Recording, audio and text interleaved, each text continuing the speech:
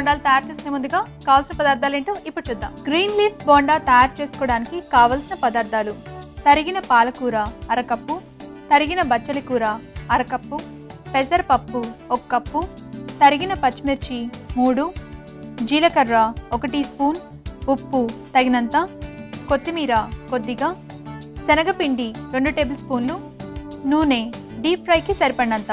Green leaf బోండాలు so ఎలా ఉంటాయి అవి మాకు చూపిస్తారా? తప్పకుండా అండి.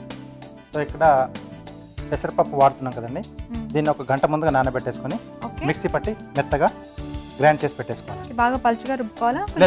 గట్టిగానే రావాలి. గట్టిగా రుబ్బుకోవాలి. మెయిన్గా పెసరపప్పు ఏంటంటే కొంచెం వాటర్ యాడ్ చేసిన లూజ్ అయిపోతుంది. అవును. దీంట్లో సన్నగా తరిగిన పాలకూర, బచ్చలి కూర ఇది కూడా సన్నగా తరుక్కున్నాం. సో దీంట్లో సన్నగా తరిగిన పచ్చిమిరపకాయలు, దీంట్లో జీలకర్ర, అలాగే రుచికి సరిపడా ఉప్పు, కొత్తిమీర, శనగపిండి అండి. శనగపిండి? అవునండి. అంటే మనం పెసరపప్పు బేస్గా తీసుకున్నాం కదా, శనగపిండి కూడా వేసుకుంటే కొంచెం టేస్ట్ బాగుంటుంది, అలాగే బైండింగ్ కూడా బాగుంటుంది. బైండింగ్ బాగుంటుంది. ఓకే. సో డీప్ ఫ్రై చేస్తాం కాబట్టి నూనె కూడా వేడి పెట్టుకున్నాం. తర్వాత ఇది బాగా మిక్స్ చేసేసుకున్నాం. ఓకే. సో మామూలుగా బోండా అంటే మనం స్టఫింగ్ ప్రిపేర్ చేసుకొని ఇందులో పిండిలో ముంచేసి వేసేసుకుంటాం కదా, ఇది డైరెక్ట్గా వేసేయడమేనా? అవునండి. Direct attack.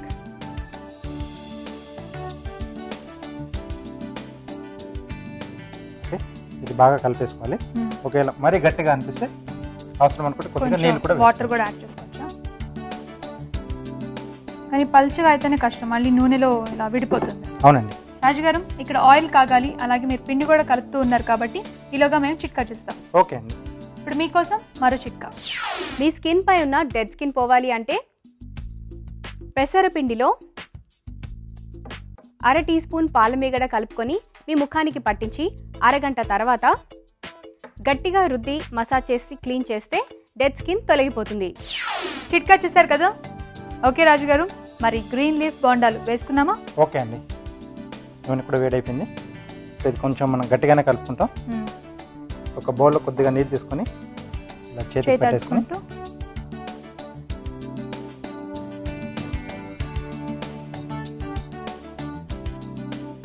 రాజుగారు ఇవి చూస్తుంటే ఇలా ప్లెయిన్గా తినేసి అనిపిస్తుంది, కానీ ఇంకా ఎందులోకి బాగుంటుంది? ఏదైనా చట్నీ అలా తీసుకుంటే బాగుంటుందా?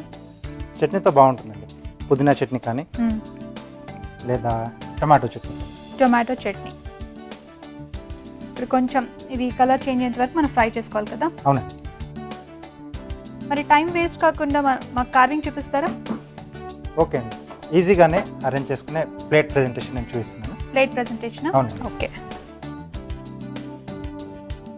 సో ఇక్కడ డిఫరెంట్గా పుచ్చకాయ స్కిన్ తీసేసి కట్ చేశారు. పుచ్చకాయ అంటే పండు తినేప్పుడు పైన స్కిన్ పడేస్తుంటాం కదా, సో దాంతోనే నేను లీఫ్ ఆకారం తయారు చేస్తాను. ఓకే. ఈ స్టార్టింగ్ పాయింట్లో కొంచెం అలా ట్రిమ్ చేస్తున్నాను.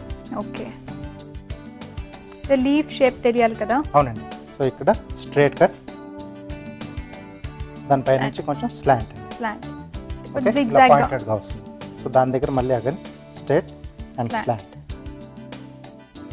ఇలా సైజుని బట్టి 3, 4, 5 అలా కట్స్ మనం ఇచ్చేసుకోవాలి. ఓకే. రెండో వైపు కూడా సేమ్ అలాగే. సో ఇలా ఇంకొన్ని నేను చేసి పెట్టేశాను. అలాగే దీన్ని మనం దోసకాయతో స్కిన్ పైన ఒక జిగ్జాగ్ షేప్లో సేమ్ ఇదే మెథడ్లో ఫుల్గా కట్ చేశాను. అంటే ఒక ఫ్లవర్ షేప్లో వచ్చేట్టుగా ఇది ఇలా మనకు మధ్యలో వస్తుంది.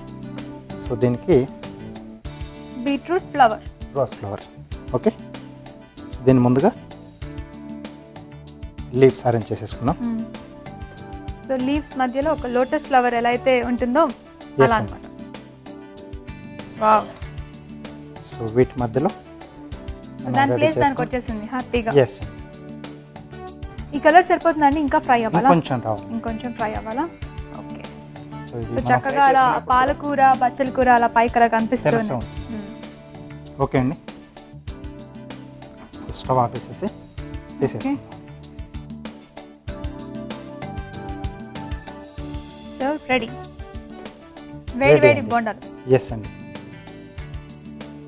గ్రీన్ లీఫ్ బోండాలు రెడీ. ఓకే. సో అలాగే గ్రీన్ లీవ్స్ మధ్యలో. ఎస్. ఓకే అండి, చూస్తున్నారు కదా మరి వేడివేడిగా గ్రీన్ లీఫ్ బోండాలు రెడీ అయిపోయాయి. ఈ అభిరుచి